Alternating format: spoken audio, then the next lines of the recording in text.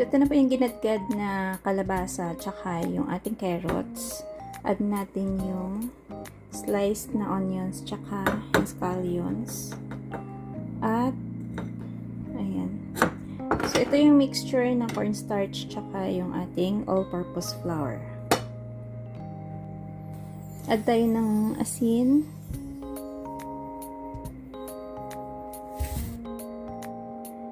Ayan, baking powder. Konting magic sarap,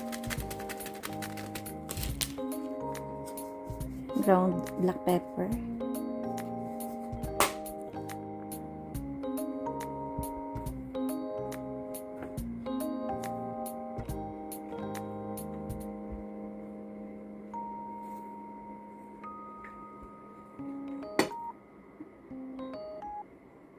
ayan. Tapos itong natira, lagyan natin ng isang egg at cold water.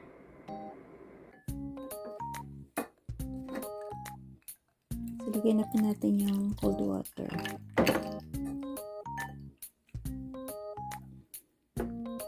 Mix muna natin bago natin ilagay yung egg.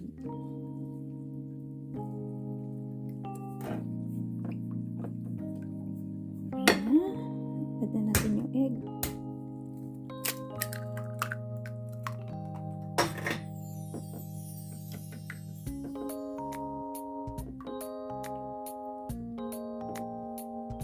So, ayan po, timplahan nyo na lang kung depende sa panlasa po nyo, yung alat niya, or gusto nyo pa mag-add ng paminta, tsaka yung magic sarap. Ayan.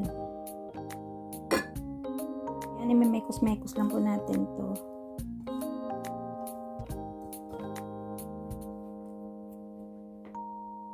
So, ganito lang po yung ginagawa ko. Ayan, lagay ako dito ng mixture ng gulay. Mas manipis kasi, mas maganda. Hindi siya madaling lumambot. And then, lagyan natin ng itong mixture ng cornstarch tsaka flour with egg. Ayan.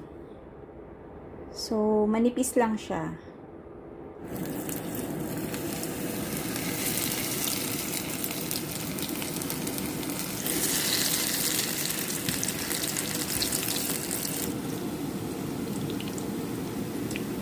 So, ayan po, kanina pa ako nagluluto. Pero, mapapansin nyo, ang unti ng mga luto na kasi nakadalawang kain na ako.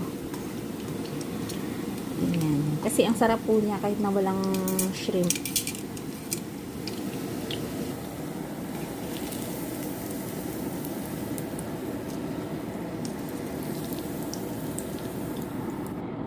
So, ito po yung nagawa natin. Ayan. Bale, isang carrot lang yun, maliit na kalabasa, scallions, tsaka maliit na onion. So, medyo madami na rin po yung maluluto mo sa kaunting gulay. So, ayan mga ka-viewers. Try nyo to kasi masarap po talaga siya. Tapos, gawan nyo na lang ng sausawan na medyo maanghang. Mga ka-viewers, mag-update tayo ngayon sa mga plants namin. At after 10 days, ayan. Ganyan na po siya kalalaki. Buksan ko nga to pa. So, yan po, mukhang nahiyang yung mga seeds natin dito sa mini greenhouse namin.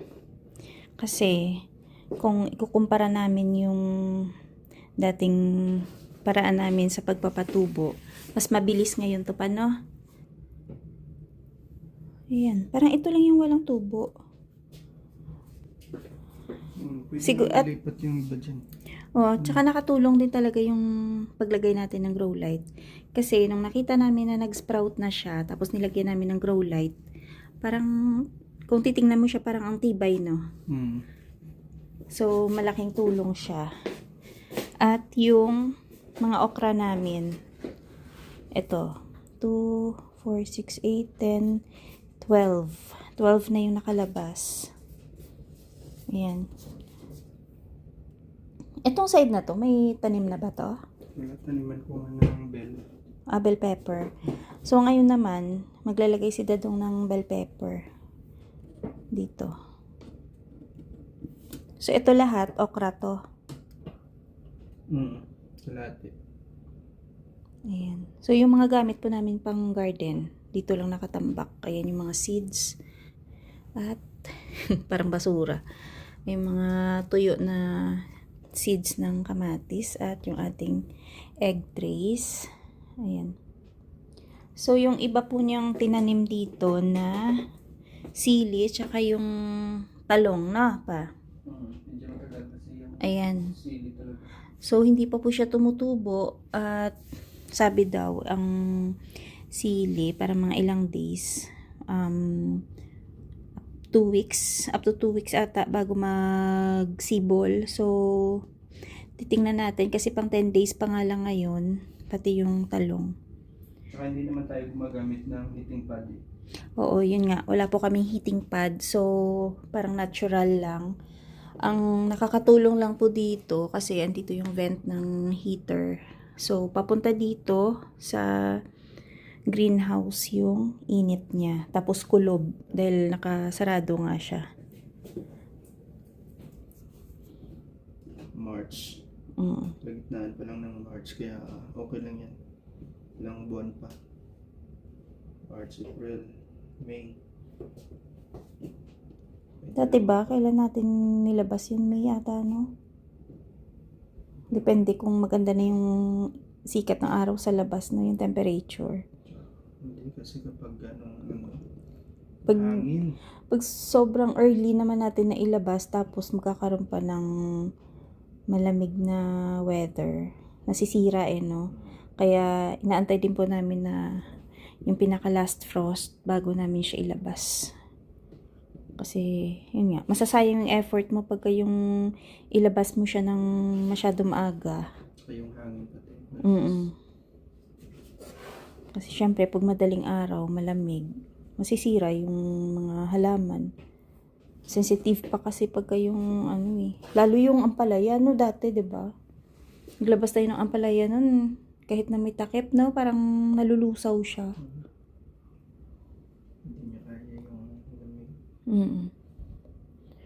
So, medyo marami pa po kaming dapat itanim. Yun nga, yung iba, kagaya yung kalabasa, tsaka yung beans, baka diretso na naming itanim to sa labas, mismo sa, diretso sa lupa. Pero, sabi ko kay Dadong, dahil marami kaming seeds ng ampalaya, kailangan naming magpatubo din dito sa loob para, in advance, diba, no, kung umukay naman siya, di mas maganda. Tapos, ayun, magtatanim din na kami ng diretso dun sa lupa. Kasi may iba naman na, yung mga nagtitinda nga, di ba pa, no? Maganda naman yung mga seedlings nila. Kasi sila talagang grower talaga sila. Ang facility nila, maganda. Hindi, I mean, yung iba, yung mga nasa bahay-bahay lang dito, yung mga nagpapatubong, di ba, sa mga Pinoy na, Okay nagtitinda sa marketplace. Nakakapagpatubo naman tayo, di ba? Kaya nga lang, siyempre. Sa atin kasi medyo madaming klase. So, kung halimbawa sa kanila is nakafocus lang sa iisang plant, no? Matutukan talaga. Tsaka yung space nga, kung kailan dapat siya, nakatapat sa araw, no? Iba talaga kapag fresh ang yung seeds. Ito fresh tong seeds. Bali, ito pong seeds, galing po to sa, yung mga ginugulay namin, ginagawa ko, tinatabi ko siya. Tapos, Pero ayun. hugasan mo pag tinabi mo siya kasi magkakaroon ng molds. Oo, hinugasan ko muna, tapos patutuyuin dito sa, ayan, na paper towel. Nilalagyan ko lang ng, ayan, sinusulatan ko lang. Bell pepper na, yan, red. Ayan. Marami yan dito. Ito nga, sabi ko, nakadikit na lang siya sa paper towel kasi sa sobrang dami ng mga seeds niya. Pero yung iba parang nagka-molds pa, no? Pero tingnan natin kasi ilalagay ito ni Dadong dito sa, ito, yung mga bucket na yan. lalagay niya yan dyan. Tapos, tatakpan niya ng lupa. Tapos, ayun, sprayhan lang yan ng tubig. Anong klase yan pa? Ay, may sulat. Money maker. Money maker. Maganda yan, yung bilog na, bilog siya na maraming, Kung nakabili, no? hindi. Money maker, ano? Try mo lang yan, siguro in ilang days yan eh. Tutubo naman yan. Try natin. Parang meron po kaming laboratory dito. Pagbaba. Ganyan, no? Puro kalat ng mga pang... At least yung kalat natin is magandang magandang kalat kasi gamit po siya sa garden. So, ayan. In-spray lang niya ng tubig.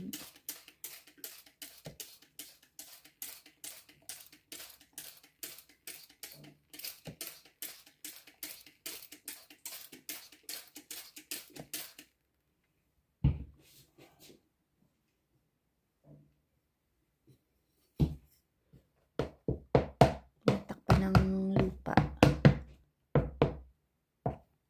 Huwag lang ganun kakapal kasi para hindi siya ganun kabigat na pagka tumubo. Huwag lang idiin. Ganyan. So, ganyan lang din kadali yung pagpapatubo. So, hopefully, ito yung tutubo pamamaraan siya. namin. Yung pamamaraan ng tamad. Pinag-isa na lang sa paper towel. Pero effective naman siya last time, 'di ba? Tapos ilagay na namin dito. Yan, tabi lang muna dyan.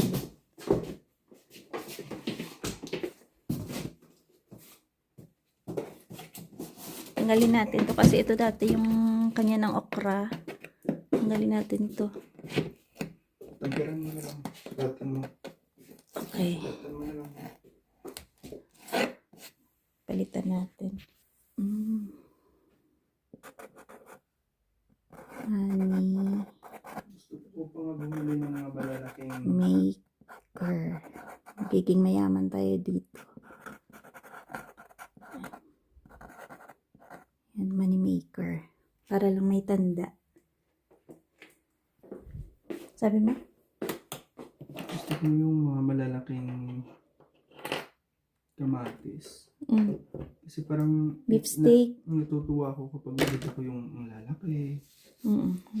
Para siyang pang sandwich na. Yung burger. Pang burger. Ewan ko yun ba yun? Basta beef steak malalaki. At saka yung Yung gold. heart ba yun? Ayo. Yung para siyang kalabasa. Lalaki. Last time yun ang tanim natin, di ba? Kaya lang. Kakaunti. Hindi tayo nag-harvest ng marami. Last year pa yun pa. Ganyan lang siya. Ayan. Tapos cover na niya ng... Ayan, itutulak lang. Huwag lang malalim.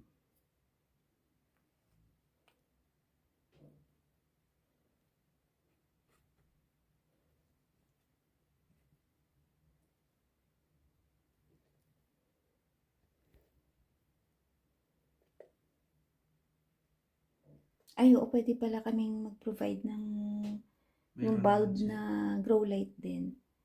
Kasi nagiging leggy po yung mga plants pag hindi nakakakuha ng enough na sikat ng araw or kung hindi mo siya malagyan ng grow light. Pero kung may sunroom kayo, yan maganda. Or malapit sa bintana. Yung bintana na talaga may natural light. Malaking tulong yun. Saka, diba? Sabi ko nga sa panahon ngayon, wala nang pag-asa na bumaba, as in bumaba yung mga bilihin. So, tayo na lang yung gumawa ng paraan na... Lalo na sa Pinas dyan. Lalo na yung nasa Pinas. Kaya, kung kami na dito, nagagawa namin ng paraan na magtanim, magpatubo indoor, diba? How much more yung nasa Pinas na, Diyos ko, ang ganda ng panahon dyan. Tapos, kahit sabihin mo na, yung mga nasa paso lang, or kaya, yung Yung iba nga ano yung bote ng Coke, kanya ng tubig, or sako, di ba? Yung mga ganun. Posible po talagang gumawa ng paraan para yun nga, makapagtanim. Pag naghiwa kayo ng kamatis, itabi nyo yung Buto. buto, patuyuin nyo lang. Hindi mo naman kailangan na mamili ng talaga ng mga seeds kasi 'di ba pag binibili yung seeds diyan, mahal din no. So kung halimbawa meron kayong pag sa palengke may makikita kayong yung parang magulang na ampalaya, ganun, may yung talong Mga siguro parang nahigog na. imposible no.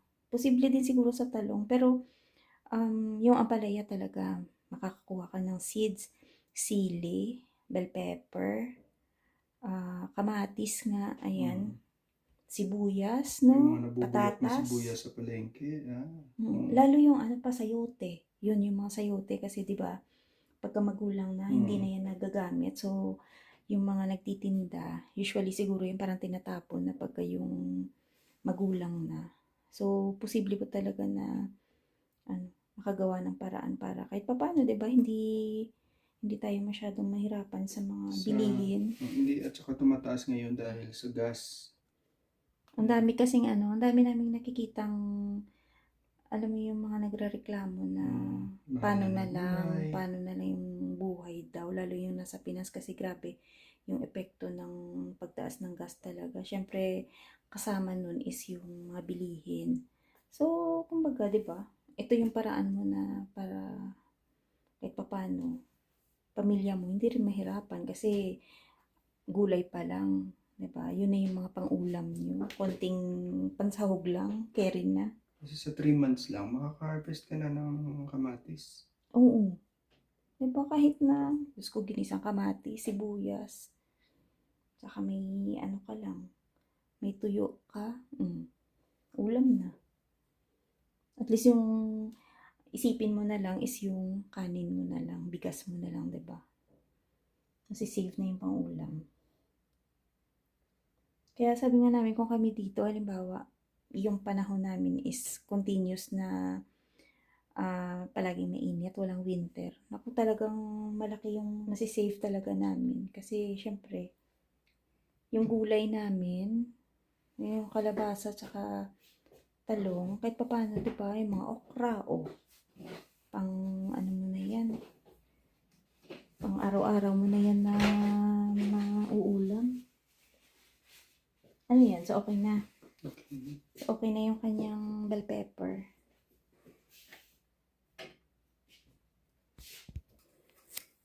Lagyan natin ng label. Okra.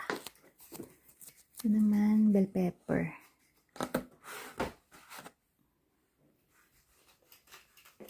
Ito naman yung isang klase ng kamatis na medyo, pahaba, pero maliliit. Pero ang tamis. No? Kibitz tomatoes pala to. Parang siya klase ng Ukrainian tomatoes. Tsaka siya maganda kasi para siyang din, cherry tomatoes na medyo pahaba lang. Malaki lang ng konti, tsaka matatamis. Yung style niya, parang siya, parang grapes. Na may Alam mo yung grapes na maliliit na medyo mahaba. So, ayan po. Diyan na naman siya sa taas na side.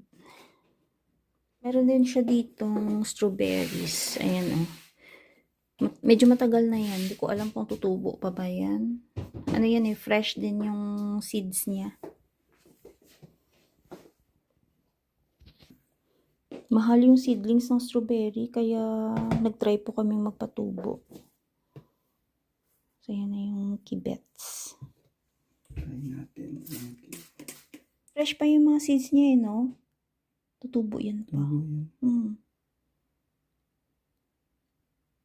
Tsaka hindi naman siya yung tipong, kahit na yung iba doon may mga molds tingnan, pero meron pa rin na maayos kasi naman, dry siya no? Hindi naman totally molds yun. Ano niya yun? Yung laman niya.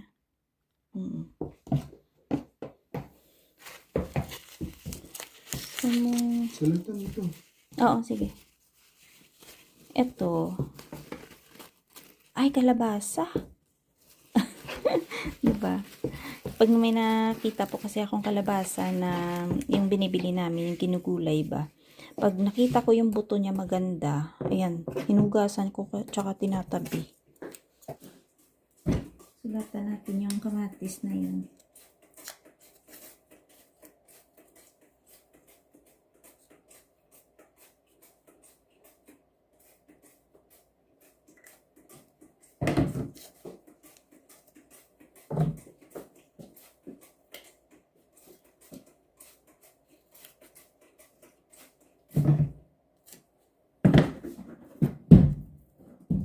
Ayan yung pangalan ng kamatis. Saan? Dikit natin. Takpan natin yung long beans. Ayan. Ito pa yung isa. Ayan siya. Ano yan? Ito pa ba yun? Check mo yung pangalan muna. Si Mayubi. Oo. Yan yun pa. Kasama nun? Siguro. Hindi, okay na yun. Pero wag mo muna itapon. Okay na yan, wala na to.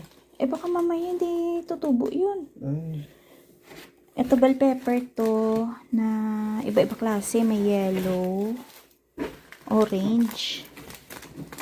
Ayun o, maganda din to pa. sana tumubo to. Ano, maganda to. Galing sa Pinas. atin yan. Ito yung tinanim natin, diba? Sana. Kahit mo lang ilang puno lang. Ano to? Ay siya. Cherry. Cherry to. Cherry yan. Natry Cherry natin. tomatoes. Ano natin to? Maayos pa naman eh. Oh. Ha? Tanim. Maayos yan. Sweet. Sweet millions pa. Yes. Yan yung magandang tomatoes. Pang ano yan. Pang pasta. Salad.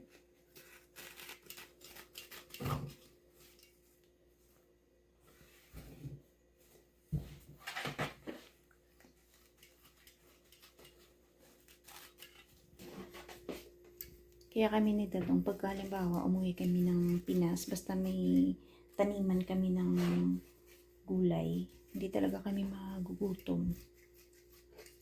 Sa gulay lang.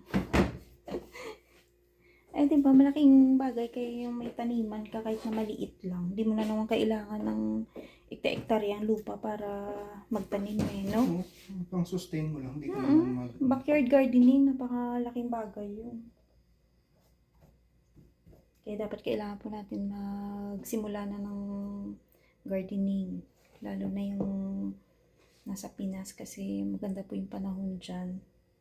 Kahit sabihin mo na may ulan-ulan pero hindi naman yun as in matagalan talaga. Unlike dito sa amin na imposible talaga magtanim pagka winter kasi Hindi sa atin kasi minsan yung iba sa Maynila, yung mga dikit-dikit na bahay ba, hindi rin sila makapagtanim dahil sa ganong sistema. walang space. Pwede yung ibang nakasabit lang sa pader, no? Mm. Hindi nga naman applicable sa lahat to kasi may ibang yung sitwasyon nila is nagre-rent lang, walang space na pwedeng pagtaniman. Katulad sa atin dati, di ba? Oo. Pero pagka yung nasa probinsya ka, talagang posibleng pwede ka talagang magtanim. Kasi yung pinsan ko nga eh, sa ano lang, sa mga paso-paso lang din. Paso, mga water container, mga, diba? Lata. Natutuwa nga siya, sabi niya Sako. after ng ano ba yung pagkasabi niya, ng sakripisyo niya, ng ilang kaka-harvest na siya. Siyempre, sakripisyo kasi kailangan mong ayusin mo din. Siyempre, cultivate mo muna yung lupa bago ka makapagtanim, diba? Tsaka kung wala kang maghakot ka din ng mga papataba mo. Hindi ang gagawin, yung mga tuyong dahon. Pabulukin, no? Tapos samahan mo lang ng hindi maganda. Kahit hindi maganda ang lupa mo, basta wag lang clay. Gaganda siya. Gaganda siya.